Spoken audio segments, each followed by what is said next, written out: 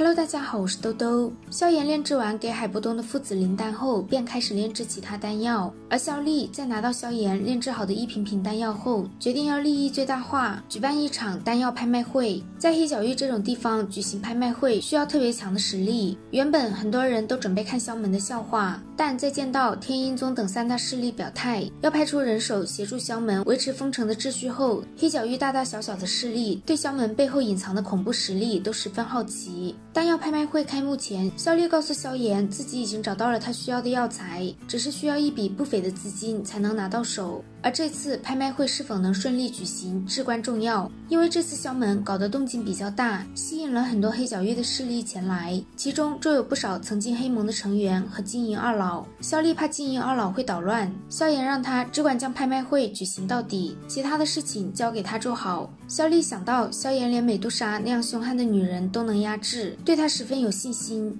清脆的钟声响起，萧丽作为萧门的掌事人站在台上开场，前排坐着的都是黑角域的强者，他们一眼就看出萧丽只有斗王的实力。金银二老冷笑着让萧门真正的首领现身，虽然韩风死在了萧炎的手中，但封城还轮不到萧丽这种小辈来占据。他们的话音一落，便引起了在场不少人的附和。萧炎笑着出现在台上，既然韩风死在他的手中，那他来收取自己的战利品不是很正常的吗？金银二老的脸色顿时变得很难看，他们没想到萧炎杀了韩风之后，竟然还敢来黑角域。金银二老这次来就是想找麻烦的，他们口口声声说韩风身为黑盟的成员，封城又是黑盟的总部，他们有权利收回封城，但胜者为王，败者寇。萧炎作为胜利的这一方，自然有资格接受封城的所有。他让金银二老不满意的话，尽管放手来抢便是。金银二老被萧炎这番话刺激的脸色铁青，两道雄厚的气势从他们两人体内暴涌而出，将整个拍卖场笼罩住。萧丽大手一挥，拍卖场上的护卫全都举起弓箭，对着下方的金银二老。今天是萧门举办拍卖会的日子，任何人在此撒野都会被视为敌人对待。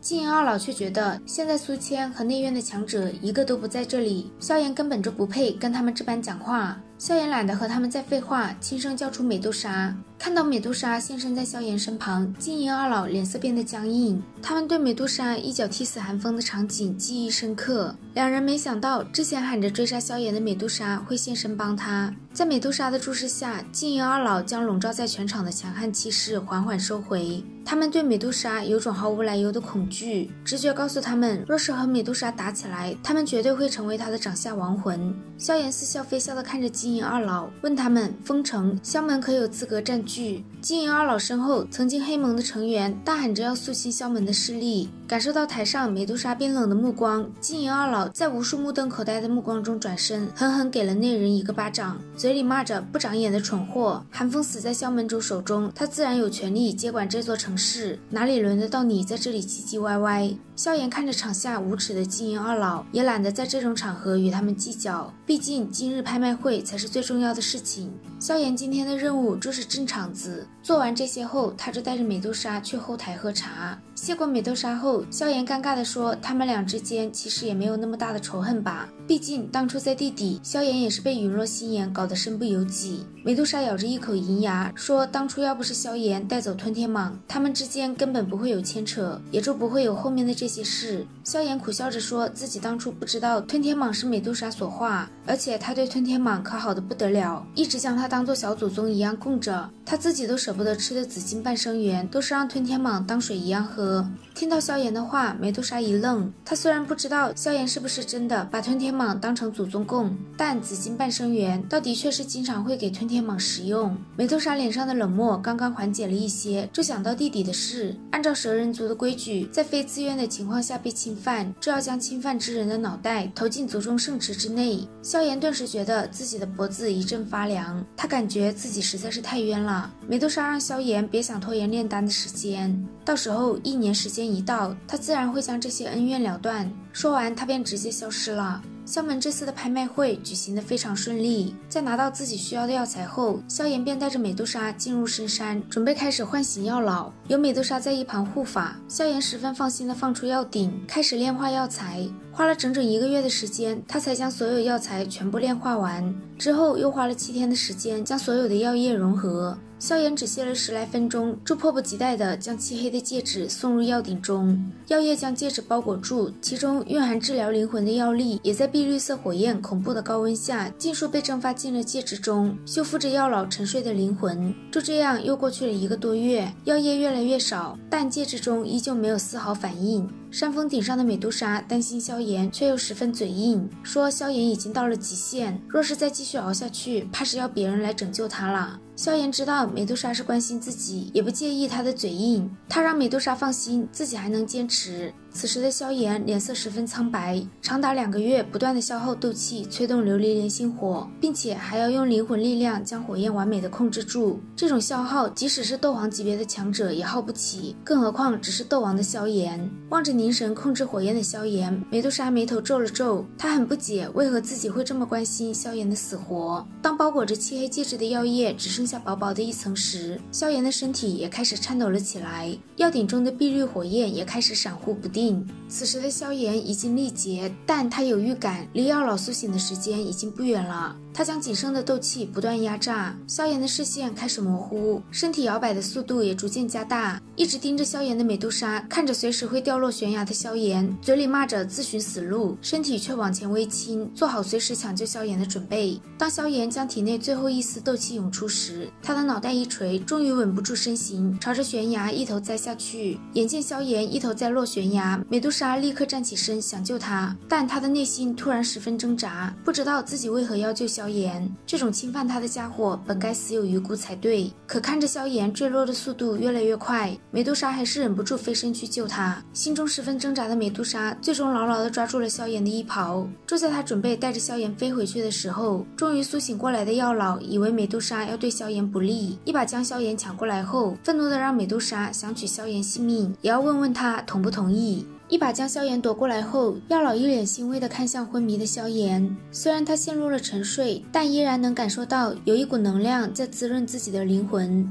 美杜莎原以为自己融合了吞天蟒的灵魂能够超越药老，却没想到药老经过这2年的沉睡，实力反倒越加强横。萧炎昏迷不醒，药老没心思和美杜莎扯皮，找了一座山峰后，他就用丹药将萧炎唤醒。萧炎一睁开双眼，就看到了药老。一番寒暄过后，药老得知萧炎将陨落心炎炼化了，脸上涌现一抹难以掩饰的惊喜。萧炎告诉药老，自己已经将寒风那个叛尸者清理了，但当药老知道寒风的灵魂被魂殿的人带走后，他沉吟了片刻，告诉萧炎，寒风并不会这么容易就死了。当灵魂强大到某种地步时，便可以离体存活。寒风以前就和魂殿有一些瓜葛，现在很有可能会在魂殿的诡异手段下再度存活于世。不过最让人担心的还是魂殿那些诡异的家伙，他们既然已经知道药老的灵魂在萧炎的身上，日后说不定会派遣追捕者对萧炎出手。不过兵来将挡，这些都要等他们找上门再说。药老突然转头说他们师徒之间有些话要说，让一旁的美杜莎回避一下。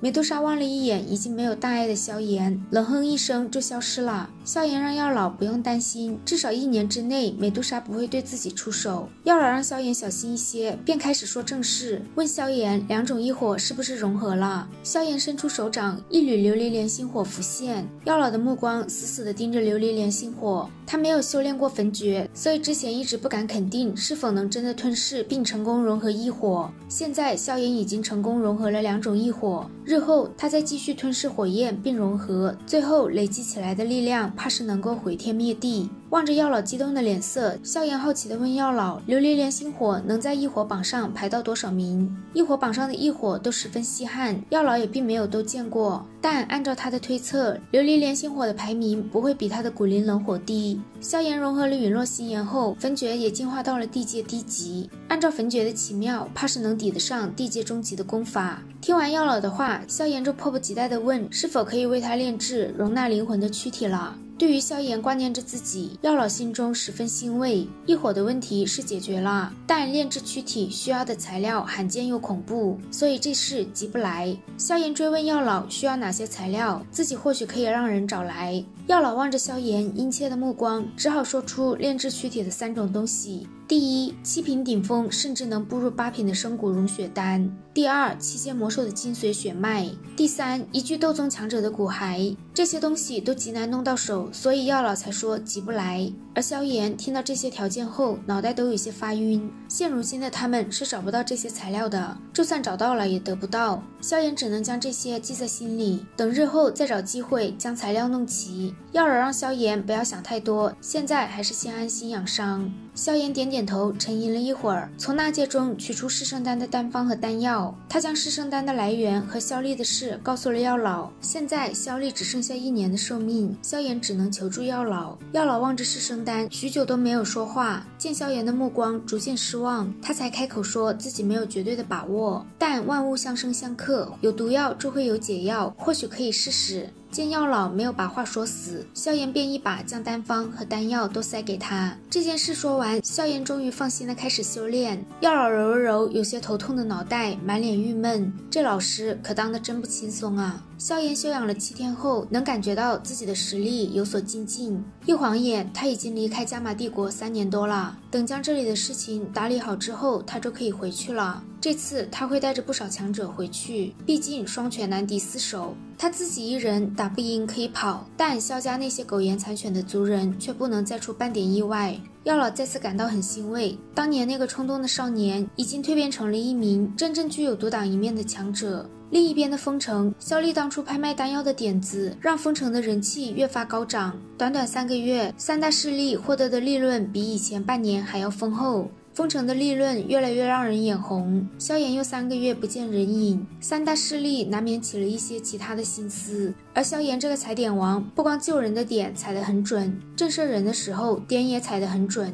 3大势力刚有些想法，他就出现在丰城。萧炎对3大势力的人敲打一番后，就说最近2个月他们就要回加玛帝国。事成之后，他承诺给他们3人的黄级丹也会悉数奉上。英古老他们3人都没想到时间会这么匆忙，但一想到黄级丹，便火急火燎地向萧炎告辞，准备回宗门将一应事情安排妥当。他们3人离开后，萧丽将他身后的姚氏3兄弟介绍给萧炎。姚家3兄弟都是斗王强者，他们兄弟3人早年得罪了金银二老，因此一直在黑角域躲躲藏藏。前段日子被萧丽发现，就招揽了过来。萧炎对姚家3兄弟态度非常好，让他们不必担心金银二老。那2个老家伙现在还没胆子出现在丰城。萧炎让萧丽开始调集人手，将萧门中能拿得出手的强者都召集起来。就这2个月，他们就会回加玛帝国。将这些事情都交给萧丽之后，萧炎就回了内院。此时加玛帝国的帝都米特尔家族大厅中的气氛十分凝重，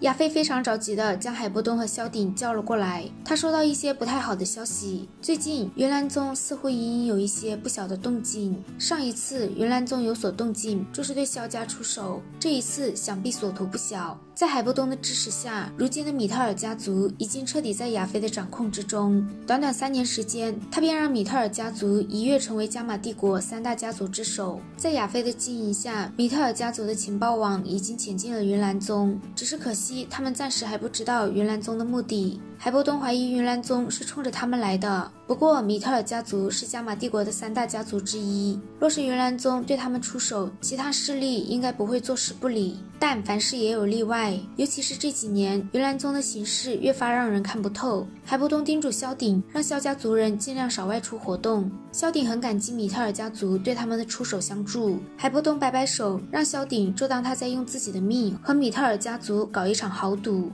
望着一脸笑容，相信萧炎会回来力挽狂澜的海波东和萧鼎，亚菲脑海中浮现萧炎的样子，他也相信萧炎会以强者之态回归加玛。好啦，今天的视频豆豆就讲到这里啦。如果喜欢豆豆的视频，欢迎点击订阅关注，我们下期再见，拜拜。